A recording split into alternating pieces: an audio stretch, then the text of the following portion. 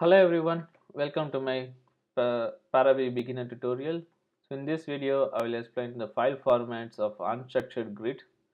Uh, so to open the files, you click open, and here we have three file formats: .pvd, .vdu, and .pvdu. So if you run your program in parallel, and if you write, usually video files are written from each process, then you have one VTU file from each process, yeah, for every specific time step. And these PVTU files are written by the root process for each of these time step, and they basically refers to the file names of the VTU files of that particular time step. And for the time series, we have this PVD file which collects all the PVDU files and which can be used to create animations. And if you run the program in serial, then you will not have the .pvtu, you will have only .vtu and .pvd for time series. So I will show you what you should expect when you load the output from individual process. Then you get only a part of the domain. So once you click OK, then you have to apply it. Then you will see the domain. Yeah, here we go. So we see the pressure profile by default. And here, as you see, it's only a very small portion of the domain. It's not the entire domain. So to load the entire domain, we have to load this .pvtu for this specific time step. So I will delete this, and also when I load it next time, I will going to enable this icon here, which apply the changes to parameters automatically.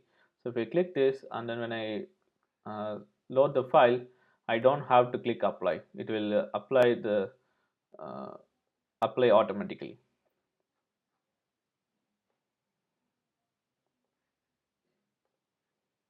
Yeah. Okay. So depends upon the size of your file, it will take some time.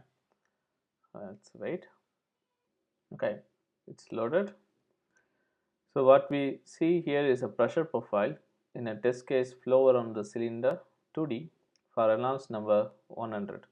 So this is a well studied benchmark test case in a CFD simulation. Uh, and here we have the Kalman vortex sheet shredding from the cylinder.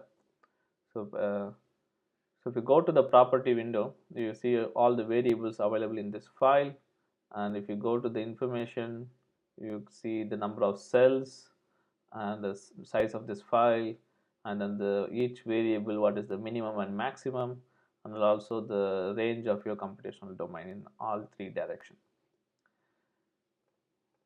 Okay. So this is the .pvtu file, and this has only for one specific time step. But during the course of this tutorial, we will be creating a time series, the animation. So for that, we need this .pvd file. So we will remove this file and then load the .pvd file.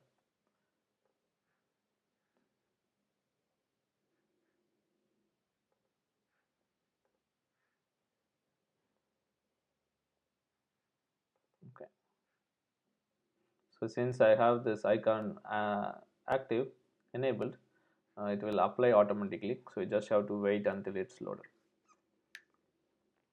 So it will load only the initial first time step, uh, which is the initial condition, 0 time step at 0. And then only when you change to a specific time step using this time series control icons here, it uh, unless otherwise you change it here, it will stay in 0. So if you change it, then it will load that particular time step file. So every time you change it, it takes some time to load. Okay, so it's loaded. So now you see we have this constant pressure, that's the initial value. So since we have the color already loaded the file from last time step, we have the colors range according to that time step. So if you want to know exactly the constant value, you can just apply the rescale. Then you see, okay, the initial condition is just 1.0 pressure. So next, uh, I will just go to the last time step.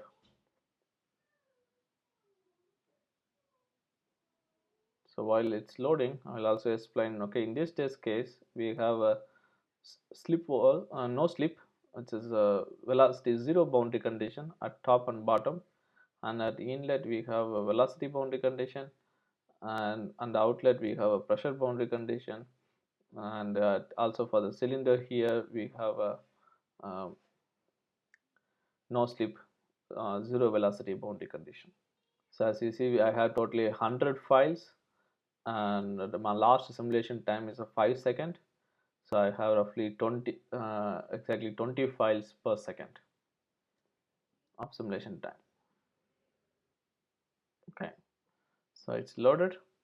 So as you see, since it's we rescale the data to the initial time step, now uh, we have to rescale again to this particular time step.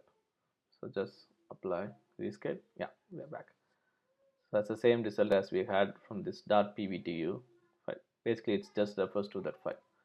Okay.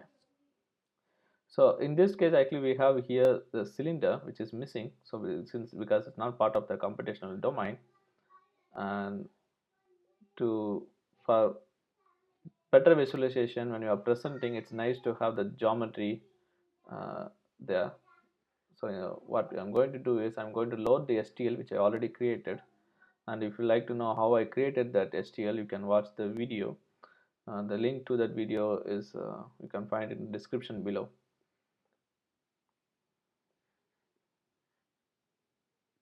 Okay, so you see when I have cylinder here, so now it looks much better, so I don't have a white space in the middle. Okay, so in the next video I will show you how to navigate and also explain different views in ParaView. And yeah, okay, I hope you like this video. If so, please click like icon below and press the bell icon to subscribe to this channel for more ParaView videos, and also for some showcase videos of Apes simulation framework. And thanks for watching. Bye.